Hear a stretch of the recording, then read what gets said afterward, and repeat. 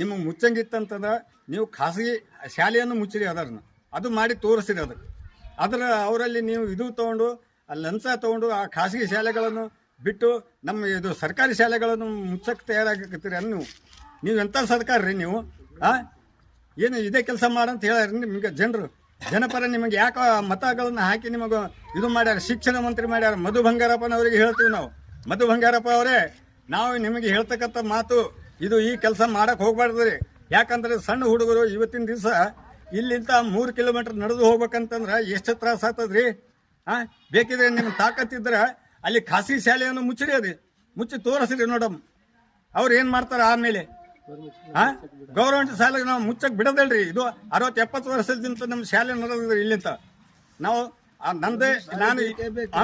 ನಮ್ಮ ಶಾಲೆ ಬೇಕೇ ಬೇಕಿಲ್ಲಿ ನಮ್ಮ ಹುಡುಗರು ಇಲ್ಲಿಂದ ಶಾಲೆ ನಾವು ಶಾಲೆ ಎಂದಿಗೂ ಬಿಡೋದಿಲ್ಲ ನಮಗೆ ಶಾಲೆ ಇಲ್ಲೇ ಇರಬೇಕಂತ ಹೇಳಿ ತಮಗೆ ನಾನು ಈ ಮಧು ಬಂಗಾರಪ್ಪ ಇರಲಿ ಸಿದ್ದರಾಮಯ್ಯ ಅವರು ಇರಲಿ ತಮ್ಮ ಸರ್ಕಾರಕ್ಕೆ ನಾವು ಇದೇ ಮನವಿ ಮಾಡ್ತೀನಿ ಮತ್ತು ಇದಕ್ಕೇನಾದಲ್ಲ ಇದು ತಮ್ಮ ಮನಸ್ಸಿನಾಗೆ ಇದೇನು ಮೊನ್ನೆ ಬೆಳಗಾವಿ ಶಾಸನಸಭೆಯಲ್ಲಿ ಇದನ್ನೇನು ಇಟ್ಟಿದ್ರಲ್ಲ ಅದನ್ನು ಕ್ಯಾನ್ಸಲ್ ಮಾಡಿ ಏನಾದಲ್ಲ ತಾವು ಏನು ಮಾಡಿದ್ದು ತಮ್ಮ ಆದೇಶವನ್ನು ಹಿಂಪಡೆಯಬೇಕಂತ ಹೇಳಿ ತಮ್ಮಲ್ಲಿ ನಾನು ಮನವಿ ಮಾಡಿಕೊಳ್ಳುತ್ತೇನೆ.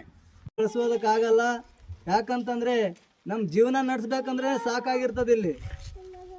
ಅದರಲ್ಲಿ ಈ ವರ್ಷ ಅಂದರೆ ಸರಾಸರಿ ಮಳೆಗಿಂತ ಈ ವರ್ಷ ಬಹಳಷ್ಟು ಮಳೆ ಆಗಿದೆ.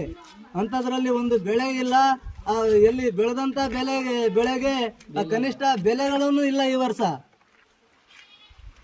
ಆ ಬೆಲೆ ಇಲ್ಲ, ಬೆಲೆ ಇದ್ರೆ ಕೂಡ ನಮ್ಮ ಬಡವರಿಗೂ ಭಾಳ ತೊಂದರೆ ಆಗ್ತಾ ಇದೆ. ಅದರಲ್ಲಿ ನೀವು ಏನು ಘೋಷಣೆ ಮಾಡಿದ್ರಿ, ಎಕರೆಕ್ಕೆ ಎಷ್ಟು 15,000 ಅಷ್ಟು ಹಾಕ್ತೀವಿ ಇಷ್ಟು ಹಾಕ್ತೀವಿ ಅಂತ ಹೇಳಿದ್ರಿ. ಅದು ಕೂಡ ಇಲ್ಲಿ ತನಕ ₹1 ಬಂದಿಲ್ಲ. ಅದು ಬಂದಿದ್ದು ಯಾರಿಗೂ ಬರೀ 100 ಜನರಲ್ಲಿ ಒಬ್ರಿಬ್ಬರಿಗೆ ಬಂದಿರ್ತದ, ಉಳಿದದ್ದು ಮತ್ತೆ 90 ಜನರು ಸುಮ್ಕೆ ಮಾಡಿ ಎಲ್ಲ ಬಂದಂಥ ರೊಕ್ಕಗಳನ್ನು ತಮ್ಮ ಜೇಬಿನಲ್ಲಿ ಹಾಕೊಂಡು ತಾವು ಮಜಾ ಮಾಡ್ತಾ ಇರ್ತೀರಿ. ಅದು ಏನೇ ವಿಚಾರ ಮಾಡಿದ್ರೆ ಎಲ್ಲ ಬಡವರಿಗೆ ಸತ್ಯಾನಾಶ ಮಾಡ್ತೀರಿ ನೀವು ಇಲ್ಲಿ. ಅದಕ್ಕೆ ನಾವು ಇಲ್ಲಿಂದ ನಿಮ್ಗೆ ಸೂಚನೆ, ನಮ್ಮ ತಾಂಡದಿಂದ ಏನು ಸೂಚನೆ ಕೊಡ್ತಾ ಇದ್ದೀವಿ ಅಂತಂದರೆ, ಇದೆಲ್ಲ ನೀವೇನು ಯೋಜನೆ ಜಾರಿಗೆ ಮಾಡಿರಲ್ಲ ಅದನ್ನು ಬಿಟ್ಟು ಬಿಡ್ರಿ.